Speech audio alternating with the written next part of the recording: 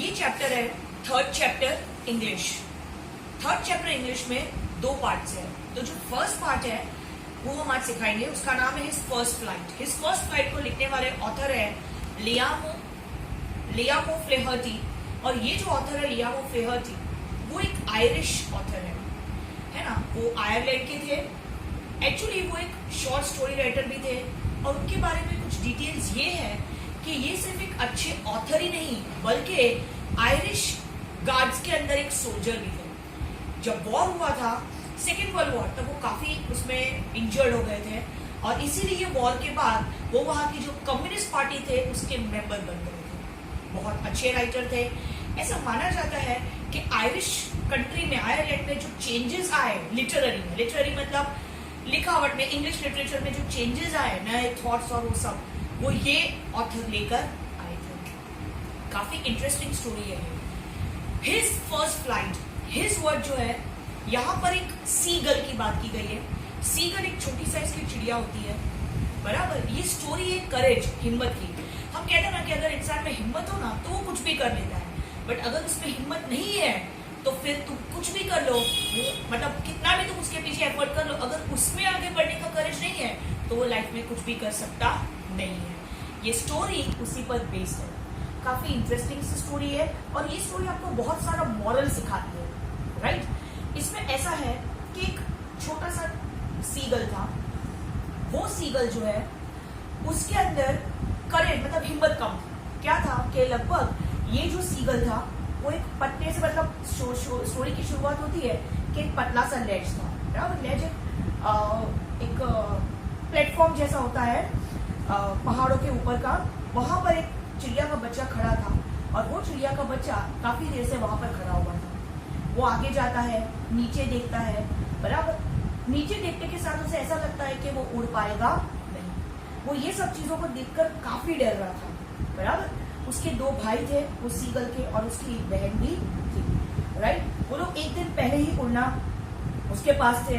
उसको सब लोग प्रोत्साहन कर रहे थे कि वो उड़े, बट ये सीगल उड़ने से काफी डरता था। उसे ऐसा फील होता था नीचे देखकर कि जैसे ही मैं उड़ने की कोशिश करूंगा, मैं नीचे उड़ूंगा, वैसे ही मेरे फेदर्स जो है वो शायद मुझे सपोर्ट करेंगे। और उसे ऐसा लगता था कि जैसे वो बॉल कैसा ऊपर से क्रैश होकर नीचे, मतलब बॉल ऊपर से आता है नीचे जमीन पे क्रैश हो जाता है, वैसे ही उसके साथ भी होगा।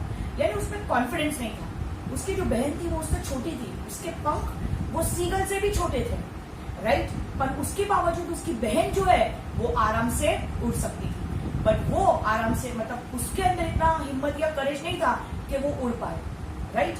अब एक दिन पहले तक उसकी माँ, उसके भाई बहन, सब कोई उसके आगे था, बराबर। उसके पेरेंट्स उसे समझा रहे थे कि भाई तुम उड़ सकते हो, उसे डरा भी रहे थे कि भाई तुम अगर उड़ोगे नहीं तो तुम्हें अकेले ही भूखा रहना पड़ेगा, राइट। पर फिर भी उसे यही था कि अगर मैं उड़ूंगा तो मैं जरूर मर जाऊंगा, राइट, नीचे गिर के। और इस वजह से वो उड़ने की हिम्मत करता नहीं था। अब इस बात को लगभग 24 घंटे हो गए थे। 24 घंटे से कोई उसके सामने आया नहीं था, बराबर। एक दिन पहले उसके भाई बहन सब उसके पास थे। उसके भाई बहन उड़ रहे थे, उसके पेरेंट्स उसके छोटे भाई बहनों को उड़ना सिखा रहे थे, राइट। और हर कोई अच्छे से, मतलब उसके छोटे भाई बहन उससे ज्यादा बेहतर उड़ पाता था।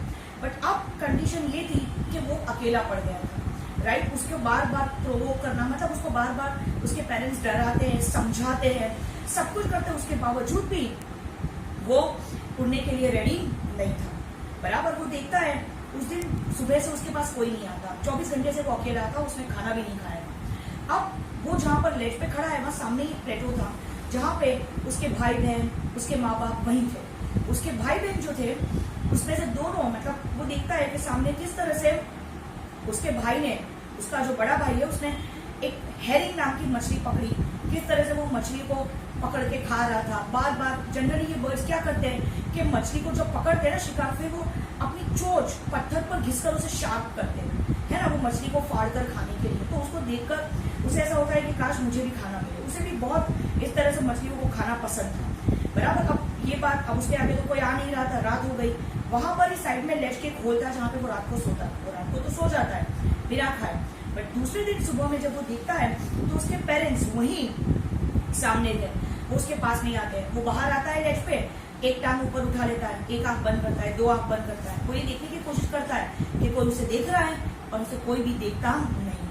उसके भाई बहन जो थे वो तो आराम से सामने ऐसे गर्दन के अंदर अपना सर ऐसे डालकर आराम से वो लोग सो रहे थे। ने उसके फादर जो है वो अपने पंख, जो व्हाइट कलर की बैग है उनकी पर की बैग, पर से बनी हुई, वो मतलब वो ऑर्डर में अरेंज कर रहे थे। मतलब वो बर्ड्स जनरली बीक चोंच मारकर अपने पंख सीधे करते हैं ना, वैसे कर रहे थे।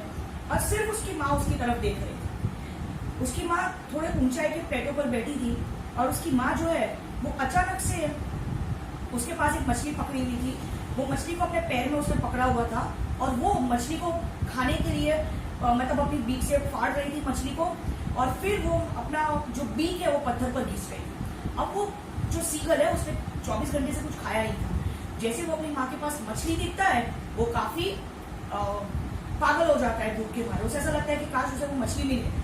वो जोर जोर से चिल्लाने लगता है गा गा करके, जैसे वो खाने के लिए अपनी माँ से मांग रहा हो।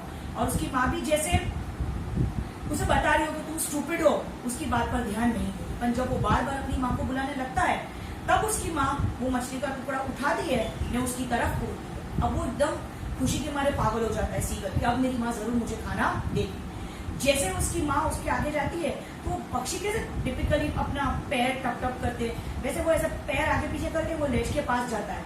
नहीं, उसको ये पता ही नहीं चलता है कि कब उसकी माँ आ गया। अब उसकी माँ लेज पे नहीं आई थी, उसकी माँ दूर ही थी हवा में, बराबर। तो वो जैसे ही खाना ऐसा पकड़ने खाने जाता है, उसे याद ही नहीं रहता है कि आगे लेज खत्म हो गया। वो नीचे कूद जाता है खाने के चक्कर में, देखता ही नहीं। और पहले तो जैसे वो नीचे देखता है उसे डर लगता है कि अब मैं गिर जाऊंगा न सब। पर थोड़ी ही देर में, पहले तो उसे डर था कि अब मैं गिर जाऊंगा, अब सब कुछ खत्म है। पर थोड़ी ही देर में उसे ऐसा फील होता है कि नहीं, हवा उसके अंदर आने लगती है, उसके पर के अंदर, उसकी बॉडी के अंदर। जैसे ही हवा एंटर होती है तो उसके फेदर्स खुल जाते हैं। अचानक से उसे ऐसा फील होता है कि जैसे वो उड़ सकता है, राइट। अब उसके पेरेंट्स, उसके भाई बहन सब उसके आगे पीछे आके जोर जोर से चिल्लाने लगते हैं, बराबर। वो भी उसका आंसर देता है। उसके भाई बहन भी जैसे उससे ऊपर उड़कर ये बताने की कोशिश कर रहे थे कि वो उड़ सकता है। अब वो पूरी तरह भूल जाता है कि उसे उड़ना आता ही नहीं था, बराबर। वो भी चीखने लगता है। उसके पेरेंट्स उसके आगे पीछे थे। अब नीचे दरिया आ रहा था, वो सीधा ओशन की तरफ ऐसे फेस करके नीचे जा रहा था। वो देखता है कि नीचे बड़ा सा ग्रीन कलर का, वो समुद्र के ऊपर ग्रीन कलर के अलगे होती है ना, वो देखता है नीचे अलगे है, पूरा समुद्र है ना। वो बहुत काफी वो था, उसको समझ में नहीं आ रहा था कि वो क्या करे। उसके पेरेंट्स, उसके भाई बहन सब उसके आगे थे, बराबर। वो सब नीचे जाते हैं ना, पेरेंट्स सब नीचे ग्रीन अलगे में जाकर अपना पैर लैंडिंग करते हैं। और जैसे ही वो सीगल नीचे पानी में अपना एयर लैंडिंग करने जाता है, वैसे ही वो तो जमीन थोड़ी थी कि वो खड़ा रह पाएगा, पानी के अंदर नील थी। तो जैसे वो पैर रखता है, पहले तो वो डूबने लगता है। अब उसे समझ में नहीं आता कि वो क्या करे। वो काफी देर से उड़ रहा था, पहली बार था, वो काफी थक भी चुका था। पहले तो वो डूब रहा था, जोर जोर से चिल्लाने लगता है, एग्जॉस्ट हो जाता है। पर वो ऊपर ऐसे तैरकर आने की कोशिश करता है डूबने से बचने के लिए, पर उसमें एनर्जी बची होती नहीं है क्योंकि उसने खाना भी नहीं खाया था और पहली बार वो उड़ भी रहा था, राइट।